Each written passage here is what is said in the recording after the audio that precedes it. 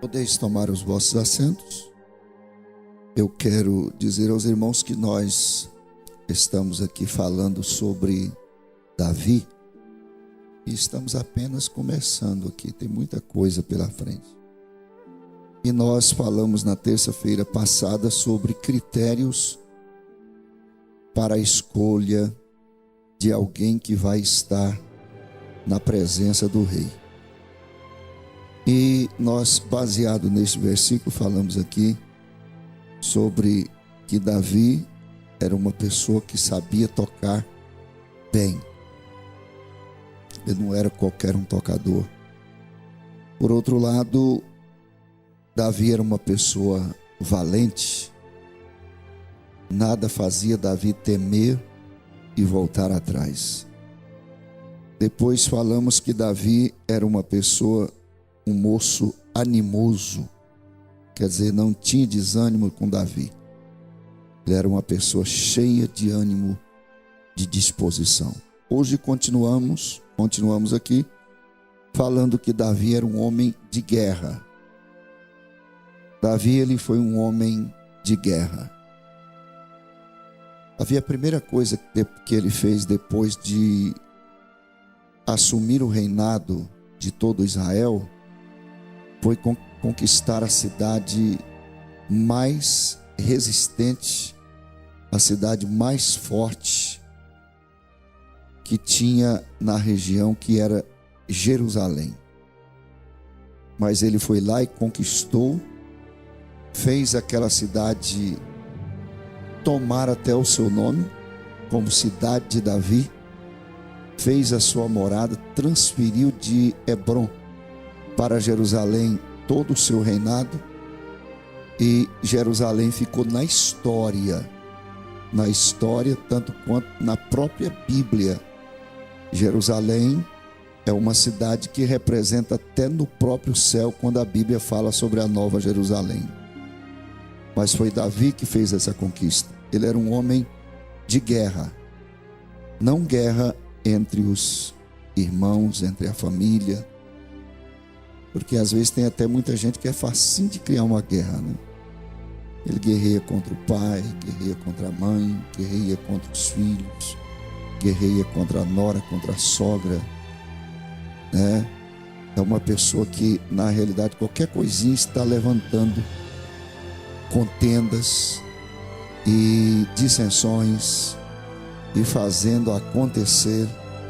Ele se torna até uma pessoa estranha no seio familiar, na empresa, na escola. Isso não é para crente. Essa guerra aqui era uma guerra de conquistar terrenos que era autorizado por Deus. Naquela época, os reis conquistar terras, e era uma guerra que todo rei fazia. Conquista de limites, de possessões, de terras, de nações, né? E Davi foi esse homem. Ele foi tanto um homem de guerra que, quando ele pensou em construir o templo para o Senhor disse que ele não podia construir porque as suas mãos estavam manchadas de sangue. Portanto que ele foi um homem guerreiro. Mas nós não vamos deter aqui. Uma coisa importante que nós vamos seguir daqui é que a Bíblia fala que Davi era um moço sisudo em palavras. Sisudo em palavras. Esta palavra sisudo parece ser até estranha, e até entendemos que sisudo é uma pessoa muito fechada, né? Muito sério. E o significado abrange mais do que isto.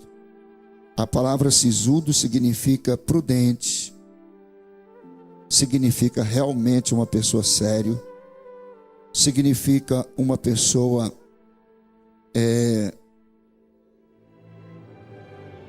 que na realidade não se extrapola nas palavras. É uma pessoa que tem prudência, que tem sensatez nas suas palavras. Davi era esse homem. Era aquele homem que sabia falar na hora certa e no tempo certo. Ele não desperdiçava palavras. E quando ele falava, a sua palavra geralmente fazia a diferença. Nós vemos aqui que é uma das qualidades para que a pessoa seja escolhido, é ele ter prudência nas suas palavras. Tem muita gente que não tem prudência nas palavras. Ele fala o que quer e o que não quer também. O que vem à boca, não importando a hora, nem o lugar e nem o que está falando. Vocês sabiam que tem pessoas crentes que prejudicam a igreja? Prejudicam a igreja porque falam perto de novos convertidos, fala perto de pessoas não crentes, fala perto dos filhos pequenos. Fala o que, pastor? Fala mal da igreja, fala mal do pastor, fala mal da liderança, fala mal dos vice-presidentes, fala mal do tesoureiro, fala mal do secretário, fala mal do departamento da escola dominical. Tudo para ele não serve. Ele é um inconformado. Só serviria se fosse ele que estivesse na liderança. Só estaria bem se a administração fosse dele. E eu imagino que seria muito péssimo colocar uma pessoa dessa na liderança de alguma coisa. Não ia dar certo. Não ia dar certo. Ele comenta demais, ele fala demais. Isso não é apenas membros, não, obreiros também. A gente tem hora que a gente tem que estar correndo atrás de conversas que o obreiro falou e disse e comentou.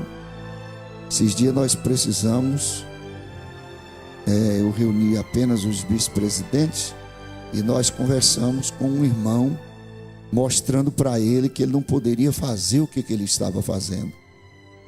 Um pergunta uma coisa, ele já sai com outra bem diferente. Um fala uma coisa, ele já comenta totalmente diferente. Fala mal do pastor do bairro, fala mal de tal. E sempre que conversamos, ele disse assim: pastor, eu não toco no senhor, para mim o senhor, eu não confio. Porque se a gente vê que ele está prejudicando os outros, por que somente a mim que não vai? Né? É uma pessoa imprudente, é uma pessoa que não é sisudo nas suas palavras. Tem pais que põem os filhos a perder, porque os filhos passam a pensar que aqui na casa de Deus todo mundo é falso, todo mundo é atrapalhado. Ele diz: não compensa eu ir para a igreja. Sabe por quê? Porque quando ele era pequeno, lá sentado à mesa na hora do café, na hora da refeição, o pai e a mãe comentando, às vezes só o pai, a mãe tem que escutar, ou quem sabe só a mãe e o pai tem que escutar, e fala mal de tudo e de todas as pessoas.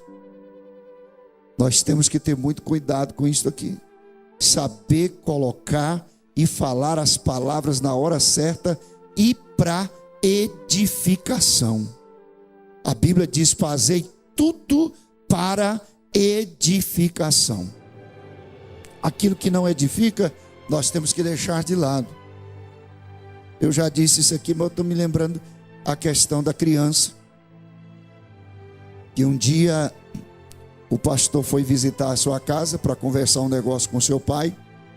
E a mãe e o pai teve que sair para ir no interior da casa. Estavam na sala e eles adentraram mais no interior da casa para resolver uma questão e dar uma resposta para o pastor. E o pastor ficou só com a criança, filho daquele casal. E a criança ficava, olhava de um lado na cara do pastor, olhava do outro na cara do pastor, olhava. E o pastor incomodou, falou: meu filho, o que é isso? Por que você está procedendo assim? Não, é porque eu estou procurando confirmar aqui, porque o papai sempre fala que o senhor tem duas caras. Se o pastor tinha ou não duas palavras, duas maneiras de agir, eu não sei. Mas falar isso para o filhinho pequeno, pertinho do filho, isso é imprudência. É imprudência, é falta de respeito com a própria fé, com a própria vida espiritual. Depois quer corrigir o filho, Depois quer que o filho fique firme na igreja. Depois a Bíblia diz: ensina a criança no caminho que ele deve seguir, mesmo quando envelhecer não se desviará dele. Mas esse caminho pode ser esse também, o caminho do falatório, da murmuração. Vai virar um murmurador de primeira categoria, de primeira classe, e não adianta querer corrigir, não. Então Davi era um homem sisudo em palavras. Quantos que não têm prudência no que ele vai falar e onde vai falar? Às vezes o novo convertido, ele fica a pensar assim: mas eu pensava que a igreja era diferente. Eu pensava que ser crente era outra coisa. Mas se o irmão aqui está falando que lá na igreja tem isso, eu não quero essa igreja para mim. E ele já pensa realmente que nenhuma igreja vai satisfazer o seu interesse espiritual, a sua fome espiritual, a sua sede espiritual. Então, meus queridos, temos que ter muita cautela, né? Para nós, na realidade, não estar ferindo uma pessoa, às vezes sem estar notando. Vamos guardar a nossa boca, vamos guardar as nossas palavras, vamos guardar a nossa língua. Não vamos falar aquilo que vem à mente, que vem à boca. Não. Até no sentido, às vezes, de discutir uma coisa com alguém. Se você começar a ficar nervoso, alterado, conte até 10 para você dar uma resposta. Dá um tempo para esse nervosismo, para essa ira. A Bíblia diz: dai lugar à ira. Mas nesse sentido que Jesus disse que nós temos que dar lugar à ira, não é nós deixar a ira agir em nós, não. É você ficar de lado e deixa a ira passar. Deixa ele ir embora. Não usar você, porque na realidade irá todo mundo ira. A Bíblia diz: ireis, mas não pequeis. Agora, se acontecer de você irar, a Bíblia diz assim: não deixe o sol se pôr sobre a vossa ira. Reconcilia primeiro com seu irmão, reconcilia com Deus, faça alguma coisa para salvar a sua alma, porque quem sabe Jesus volta essa noite enquanto você estiver dormindo. Amém? Vou repetir aqui: quem sabe Jesus volta esta noite enquanto eu e você estiver dormindo.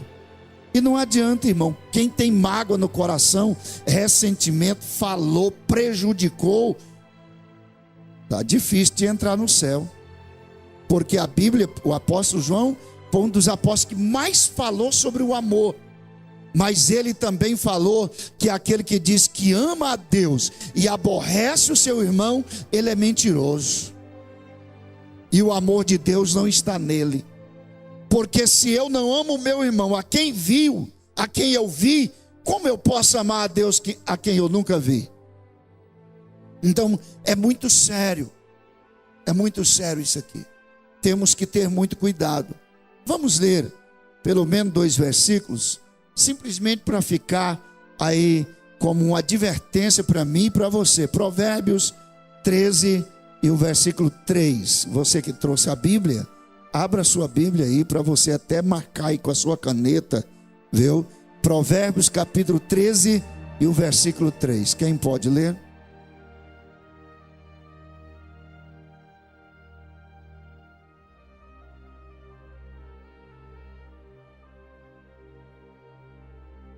O que guarda a sua boca, guarda a sua alma. Mas o que muito abre os seus lábios, vai trazer o que para ele? Perturbação, angústia. Crianças, precisava de alguém estar olhando essas crianças, irmão. Por favor, ajude aí. Quanta gente hoje perturbada por uma palavra mal falada. Vocês sabiam que hoje a justiça, ela age rigorosamente em cima de palavras? Principalmente as questões de danos morais. Uma palavra pequena que a pessoa fala ironicamente, contra alguém, ele vai pagar um preço, às vezes lá na frente, muito caro, às vezes moral, financeiramente, perde a comunhão, perde a amizade. Então vamos guardar a nossa boca, porque quem guarda a boca, guarda o quê? A alma, salva a própria alma. Mas quem muito abre para falar o que não deve falar, vai trazer perturbação para si. Quantos querem viver em paz?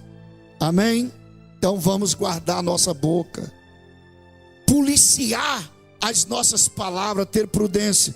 Mais um versículo aí, 21 e 23, do mesmo provérbio. Tem muita coisa aqui em provérbio, mas nós não vamos adentrar nisso. 21 e 23.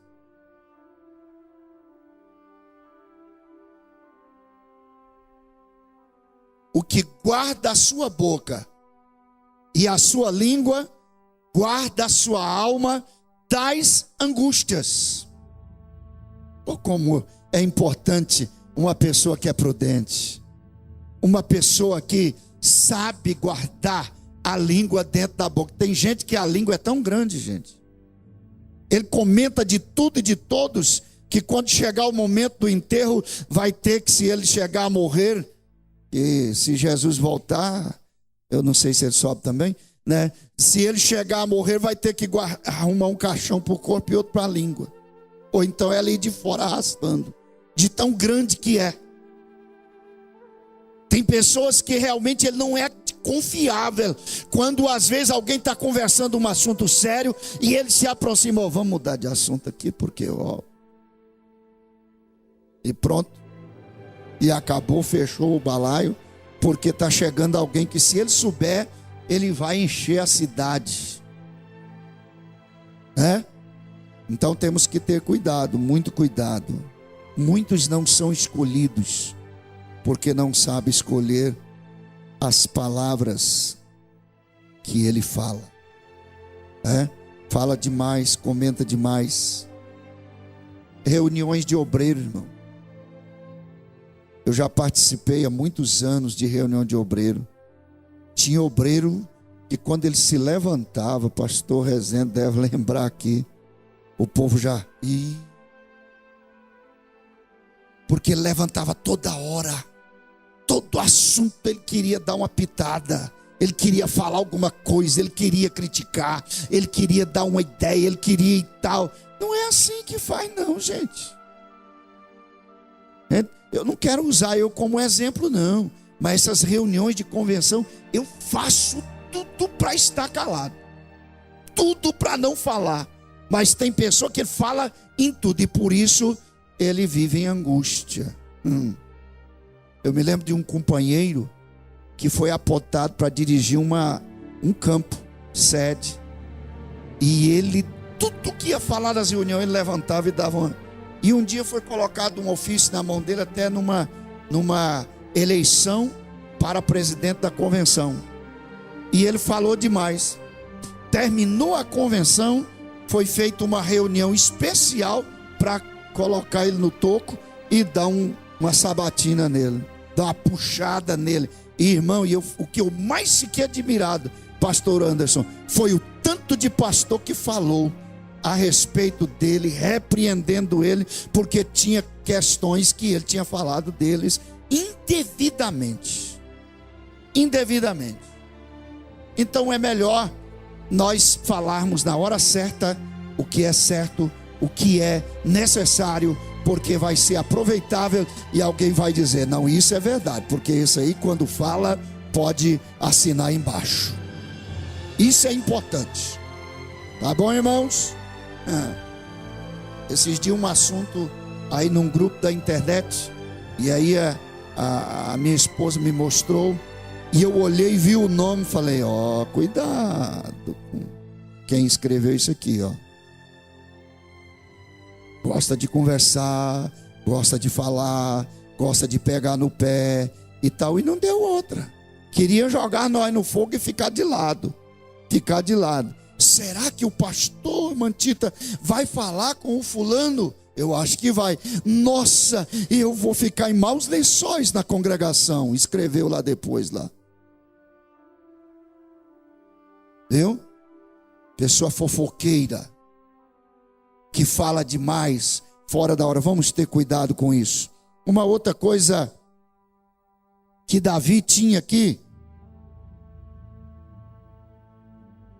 eu estou achando importante que ninguém está dando glória a Deus, né?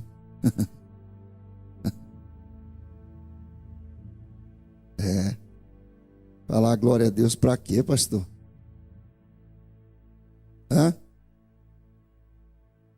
Davi, ele foi escolhido. Uma das questões que ele foi citado aqui, que ele era de gentil presença. Gentil presença.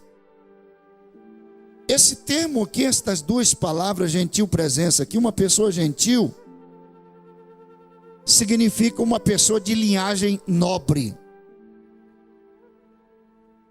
Gentil é uma pessoa elegante, esbelto, formoso. Tem muita gente que fala de Davi, que diz que por ele ter o cabelo meio avermelhado, ele era uma pessoa feia demais. E aqui o moço diz, ele era gentil, ele era cortês, educado.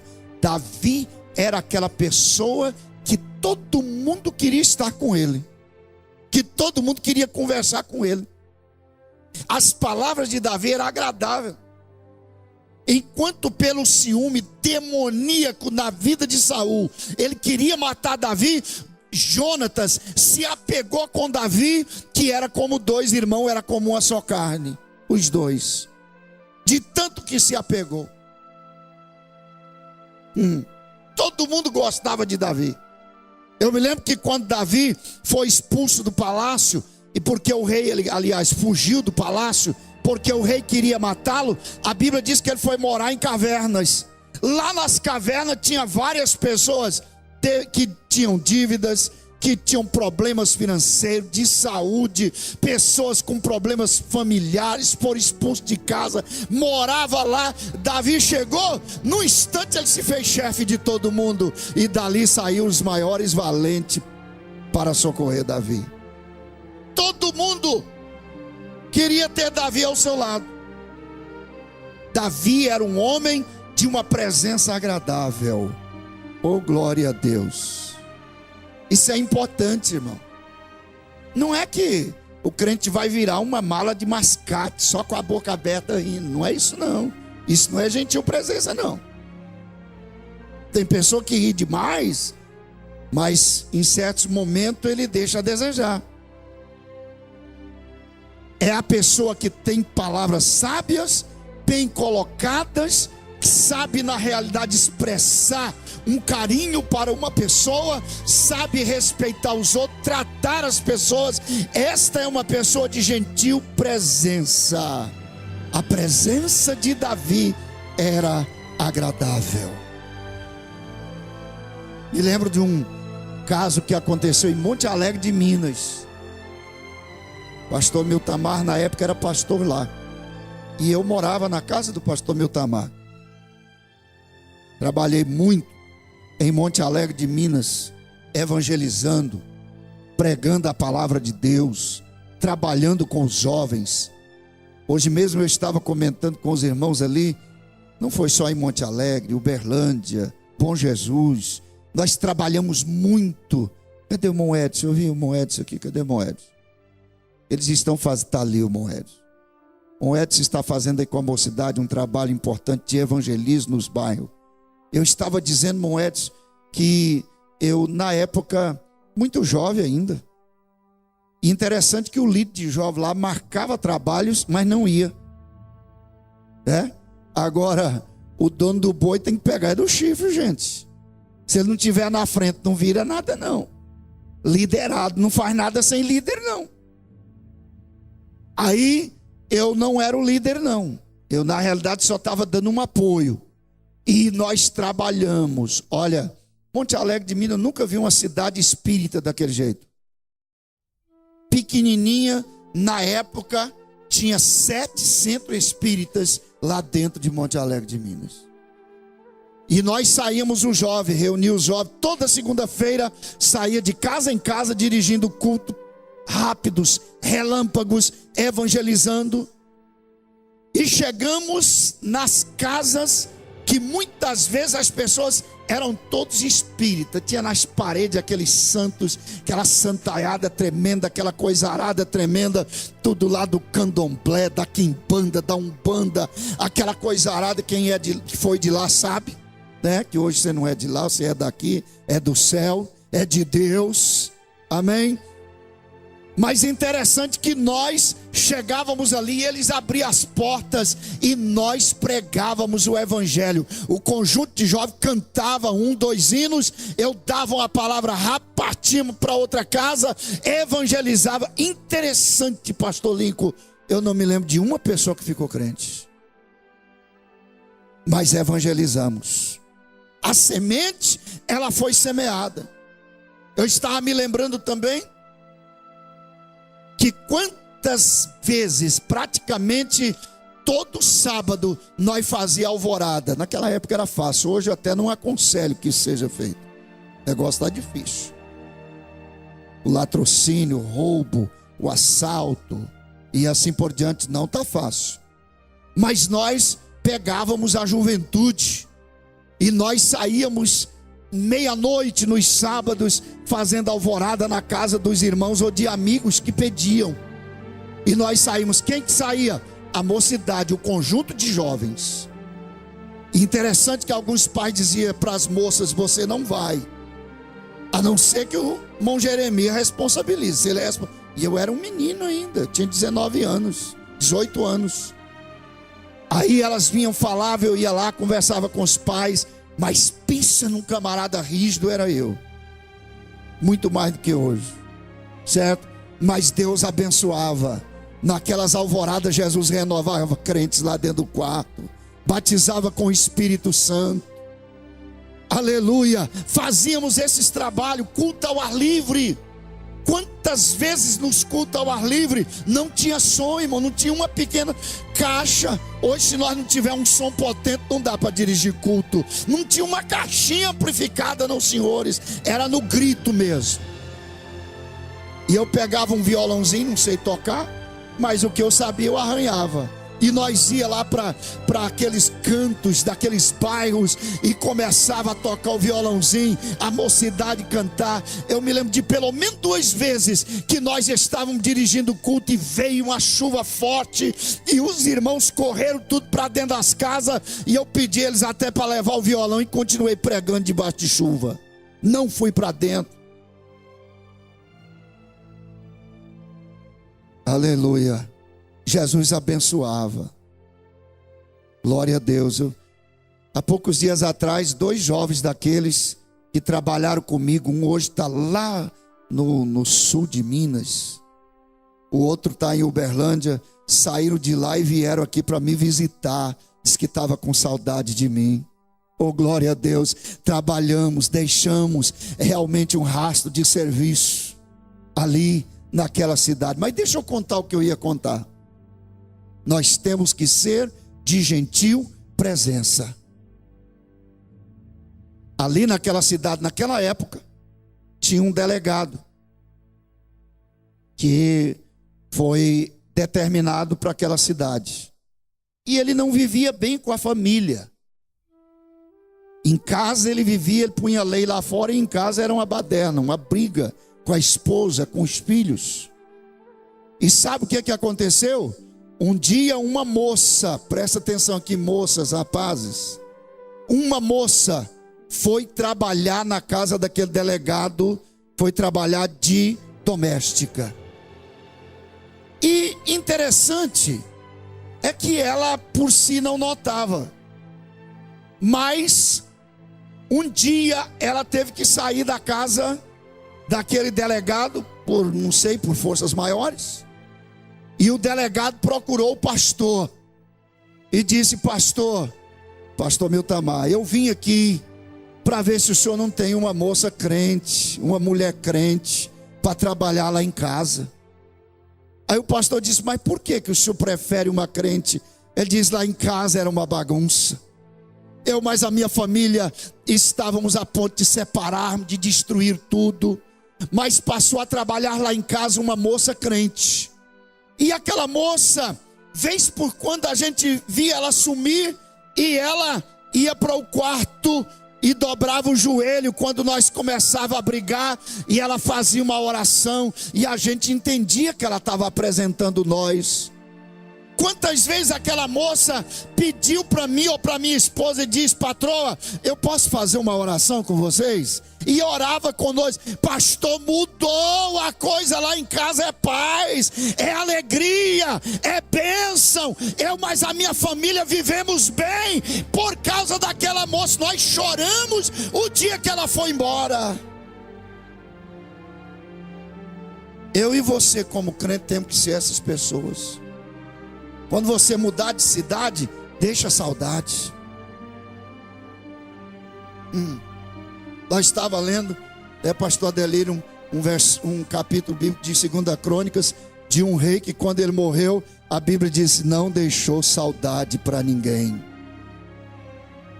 Ninguém ficou com saudade dele.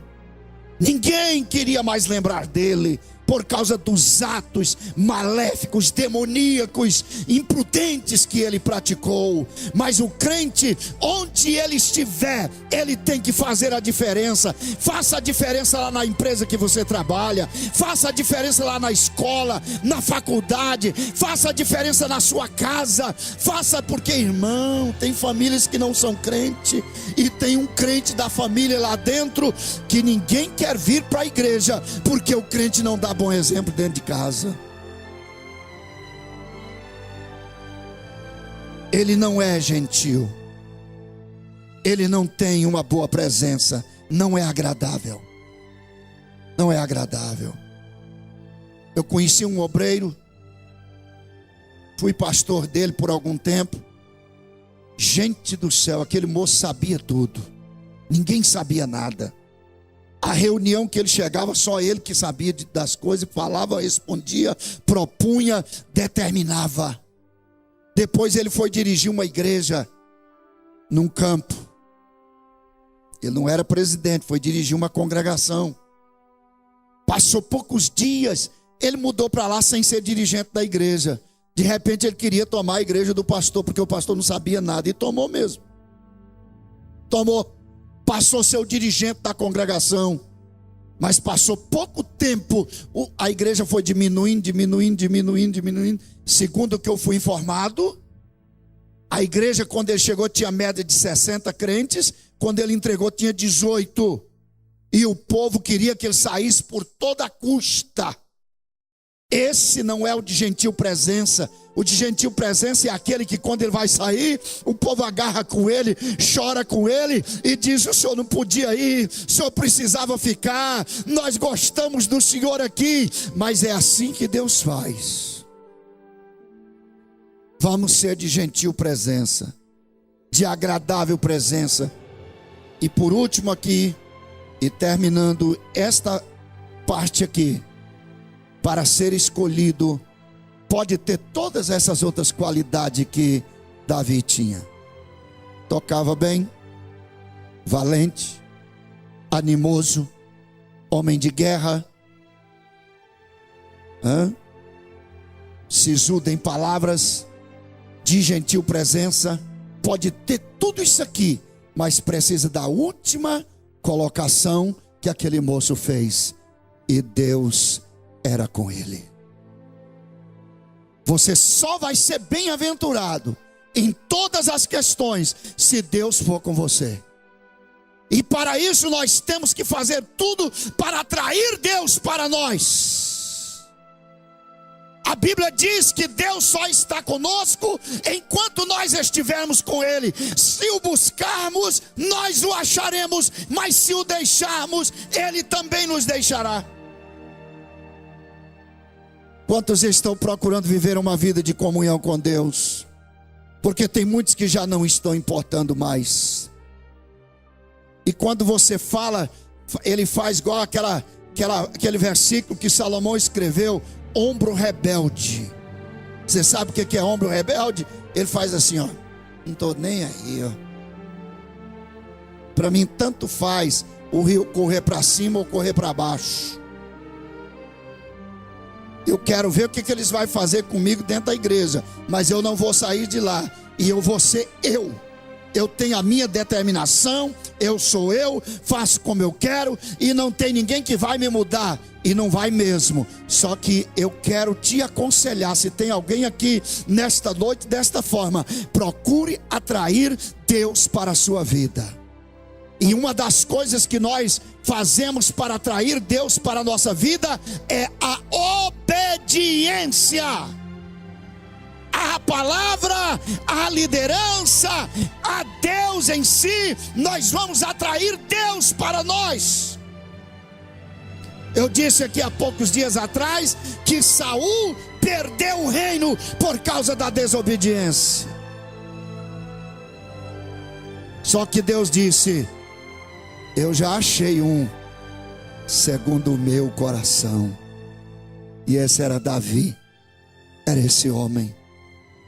Vamos ser semelhantes a Davi, irmãos? Amém? Vamos agradar a Deus, não só de palavras, mas também de obras. A vida espiritual, ela tem que falar que se nós temos ou não Deus na nossa vida. Porque a Bíblia diz que muitos são os que dizem que amam a Deus, que têm Deus, mas negam com as suas obras. Negam. E eu vou dizer, 1000 palavras não justificam a boa ação. Então vamos agir com sinceridade, com cuidado, porque Deus nos quer na terra como representantes do seu reino, representantes do céu aqui. Amém? Nós estamos aqui para imitar a Deus. Paulo chegou a dizer: sede, pois, imitadores de Deus. Efésios 11, não é? Sede, pois, imitadores de Deus como filhos amados. Paulo, ele tinha essa preocupação. Em 1 Coríntios 11, primeiro ele disse assim: sede meus imitadores, como eu também o sou de Cristo. Viver segundo a medida de Cristo, viver segundo a vontade de Deus. Oh, aleluia! Isso agrada a Deus e atrai Deus para a nossa vida. E se Deus é conosco, Paulo escreveu em Romanos capítulo 8, ele disse: Deus é por nós, quem será contra nós? Arabaxu de Carabás. Você está sendo vencedor, vencedora? Aleluia! Você tem qualidades para ser escolhido, para estar na presença do rei, para tocar na presença do rei. Sabe o que aconteceu? Por causa que Davi tinha essas determinações, ele foi convidado para ir para o palácio do rei, tocar. Quando o rei ficava possesso pelo espírito mal que realmente procedia da parte de Deus e entrava na vida dele, ele ficava possesso. Sabe o que Davi fazia? Pegava a sua harpa e começava a dedilhar a sua harpa. E o demônio começava a pensar: mas estava tão bem, eu estava sendo o senhor dessa casa, desse líder, desse rei, desse reino, eu estava dominando, mas vem esse menino com esse instrumento, e cada batida dessas cordas, ele me faz sair daqui. Sabe por quê? Davi tinha unção de Deus na vida dele, ele tinha graça de Deus na vida dele. Tem muitos querendo apenas serem músicos por aí, e acha que o mais importante na vida de um músico é gravar um CD.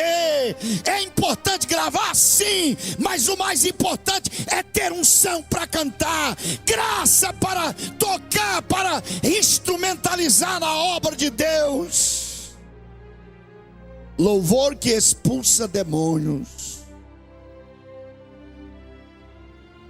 Era baixo recais. Eu me lembro uma vez, eu estava em Arantina, dirigindo ali, E a Creúna tinha comprado uma nova bancada para a igreja lá. Pastor Zé Antero. E eu fui à cidade para lá, até para ajudar a montar os bancos. Chegando lá, chegou um moço. O senhor, uns 40 e poucos anos. Ele não estava embriagado, mas pensa um homem que chegou desesperado. E ele procurou o pastor Alcimar na época. E ele era presbítero ainda, parece. Presbítero Alcimar. E o presbítero Alcimar deu uma palavra para ele. Aí chamou o pastor Zé Antero, eu também estava, fui, oramos por ele. E aquele homem continuou angustiado, não sei porquê. Aí ele começou a contar uma história, que a esposa dele era crente. Contou uma história que ele morava aqui, descendo da usina Vale do Verdão para Maurilândia. Tinha um tipo de uma gurita ali, e ele morava ali. Era estrada de chão ainda. E ele disse que muitas vezes, quando ele viu o irmão Aderaldo, ele falou, o irmão Aderaldo estava chegando na casa dele. Aí chegava, cantava hino, evangelizava, orava por ele. E ele disse que ele tinha uma filha paralítica. E quando um dia, o irmão Aderaldo, hoje pastor Aderaldo, chegou lá, começou a evangelizar, eles estavam muito angustiados, porque aquela criança estava muito mal, uma criança de 5 anos, paralítica. E o pastor Aderaldo, naquela época, começou a pregar, a cantar com eles, e fez uma oração, e ele disse, Jesus curou minha filha, ela andou, e anda até hoje. Só que eu tenho vivido, ele disse, nesses últimos dias, só o desejo de suicidar. E eu ia passando aqui na porta, entrei aqui, eu preciso de algo de Deus para a minha vida. Aí eu me lembro que o pastor José Antero disse, Jeremias, canta um hino. E eu comecei a cantar um hino muito conhecido. Deus, fala comigo. Parece que não tinha nada a ver com a situação. Através do vento, Deus, fala comigo. Através do meu pensamento, Deus, fala. E fui cantando esse hino. Na terceira estrofe, aquele homem caiu de joelho e disse, o Senhor me visitou através desse hino. Eu estou sentindo calma, eu estou sentindo alegria. E nós só oramos, ele aceitou Jesus como Salvador, oramos por ele. Deus pode visitar pessoas através do seu louvor, mas você precisa ser essa pessoa cheia de Deus, Deus ser na sua vida. Quantos quer mais a presença de Deus? Fique de pé, por favor. Fique de pé, nós vamos orar. Oh, aleluia, glória a Deus. Deus quer encher vasos aqui nesta noite. Se você se sente cheio, Ele quer encher mais. Ele enche até transbordar. Ele não regra, o Espírito de Deus não é dado por medida no Novo Testamento, mas é dado abundantemente. Ele disse, eu derramarei do meu Espírito sobre toda a carne. Oh, glória a Deus. Quantos quer mais do Espírito de Deus na sua vida? Deus quer renovar você. Você pode começar a falar com Ele e dizer para Ele que quer renovo de Deus na sua vida. Aleluia. Eu navegarei no oceano do Espírito, e ali ao Deus do meu amor eu navegarei no oceano do Espírito, e ali adorarei ao Deus do meu amor. Espírito, Espírito, que desce como, vem como em Pentecostes, vem enche-me de novo. Espírito, Espírito, que desce como fogo, vem como em Pentecostes. Vai sentindo a presença dele aí, vai se enchendo dele. Vem enche-me de novo. Eu adorarei ao Deus da minha vida, que me compreendeu sem nenhuma explicação. Eu adorarei ao Deus da minha vida,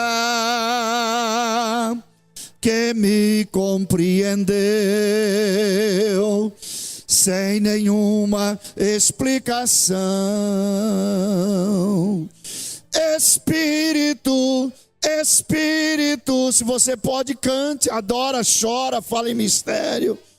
Arabá, xuricante, arabaxarabacais.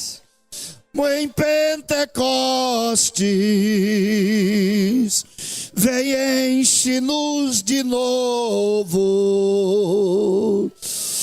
Espírito, Espírito, que desce como fogo, vem como em Pentecostes, vem enche-me de novo.